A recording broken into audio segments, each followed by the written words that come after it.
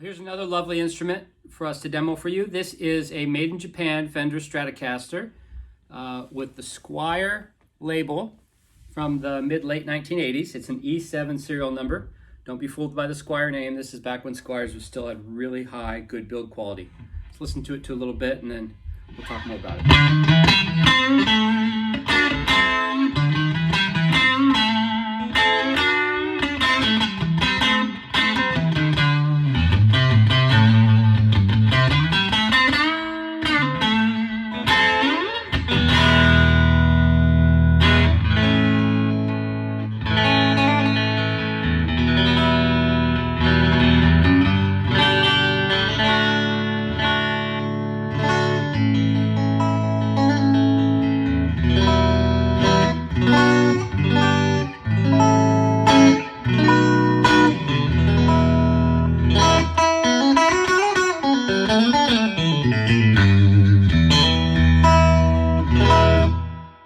So you get great Strat tones out of these guitars. But let's just talk a little bit about it. A brief history of the Squier label. In the 1990s, 2000s, it became Fender's junk brand. You could buy them at pawn shops all day long. I think they call them like the Bullet series and all these different series. They were starter guitars. They're really poorly made. They're not nice instruments. Guys would buy them to mod them, upgrade them, and that's fine if that's what you want to do, but they just really didn't come very well. Before that, that was not the case. In the early 80s, Fender, under the Squier label, released the counterparts to the Fullerton 62 reissue and 57 reissue. If you get some of those very early Stratocasters from that are Squier, they're called JVs.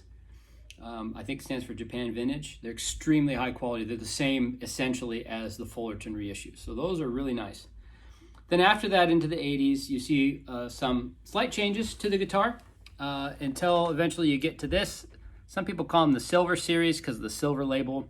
I'm not 100% sure because sometimes it has a little note here that says other series on there.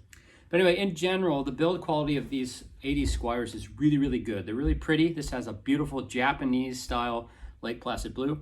They're built to 50 specs, so you have a maple board. You have the one-ply pickguard with a 50 screw hole pattern. You have the vintage style tremolo block, which is actually a very good tremolo block. It's not a piece of junk. Yeah, and otherwise it's built to 50 specs. The one exception, of course, being the tuners, where you get those Japanese style tuners.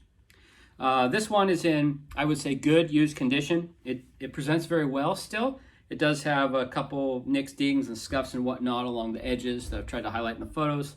There's some wear to the fretboard, which you can see here, and again, I highlight in the photos. So it's not a mint guitar, but it's in nice shape and is gonna serve you well as a player. These came with flat pole piece, I think, ceramic pickups. Lots of folks like to upgrade those. So this one has Tex-Mex pickups. So, you know, not the nicest pickups you could get. You get custom shop pickups if you want, but definitely a step up from the American standard pickups that you would get from this basic time period. The neck is not a V shape. It's like I'd say a medium C. It's a good shape, good size neck, but it's not a big fat V neck. Frets, it's got the bigger factory bigger frets. There's not a lot of fret wear. There's a couple little spots where you see a little bit of wear, but nothing really to write home about. So let's listen to it a little more. It's got a 5-way switch. So let's go ahead and play some more.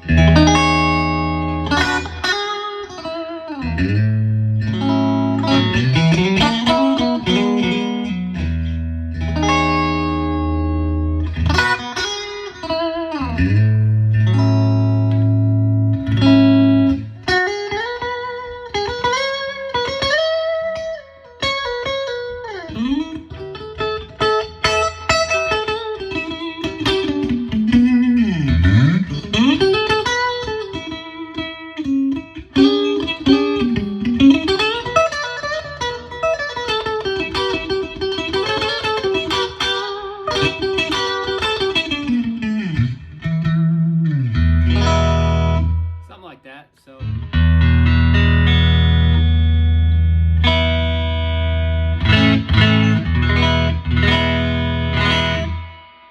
there you go. Really nice playability, great sound, great platform, at an affordable price if you want a vintage spec kind of guitar, a little bit of vibe to it if you want to throw some different pickups in there, or leave it as is. They sound pretty good to me. It's an E-Series made in Japan Squier E7, so that's mid to late 1980s. Check it out, it's up for sale.